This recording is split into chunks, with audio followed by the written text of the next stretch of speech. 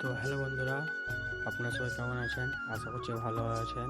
তো আমিও ভালো আছি। তো চলে এসেছি একটা ছোট্ট মিনি ব্লগ নিয়ে। তো আজকে আমি সারাদিন কী কী করি আপনাদের সবাইকে বলবো। তো চলো। তো এসে দেখি রেলগেট পড়ে আছে, অনেকক্ষণ ধরে রেলগেট পড়ে আছে, তাই অনেক জ্যাম লেগে গেছে, অনেক দূর পর্যন্ত লেগে গেছে জ্যাম।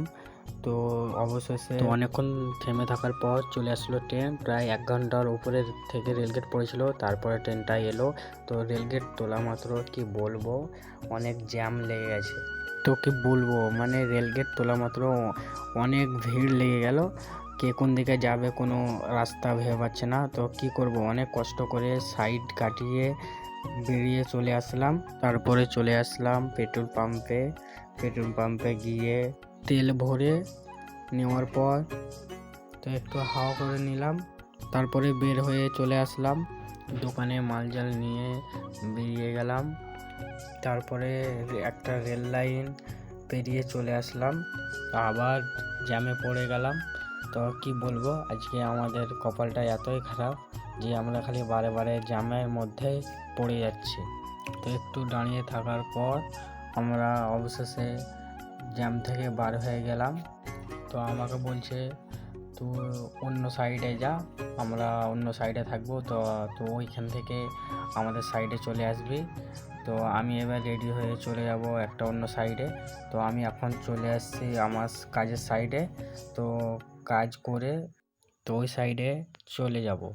তো এখন আমার কাজ হয়ে গেছে, তো তোমরা দেখতেই পাচ্ছ একদম মোটরসাইকেলে একদম সব বেঁধে নিয়েছি।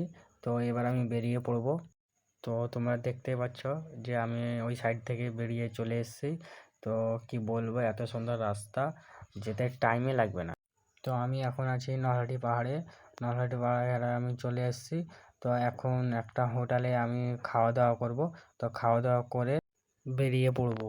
তো এখন আমার খাওয়া দাওয়া হয়ে গেছে, তো আমি এখন বেরিয়ে গেছি। তো আমি এখন বাইক নিয়ে সাইডে চলে যাব। তো আমি এখন সাইডে চলে এসেছি। তো এসে দেখি ওয়াল কাটিং হয়ে গেছে, শুধু পাইপ মারা কাজ আর বোর্ড জাম করা কাজ। তো দেখি একটা হেড মিস্ত্রি বসে আছে আর একটা হেড মিস্ত্রি শুয়ে শুয়ে মোবাইল দেখছে। আমাদের এখন কাজ কমপ্লিট হয়ে গেছে, পাইপ মারা বোর্ড সাটা সব কমপ্লিট হয়ে গেছে। তো এবার আমরা এখান থেকে বেরিয়ে পড়ব। তো এখন আমরা বেরিয়ে গেছি, তো আমরা এখন চলে যাব বাড়ি। তো দেখা হচ্ছে নেক্সট ভিডিওতে।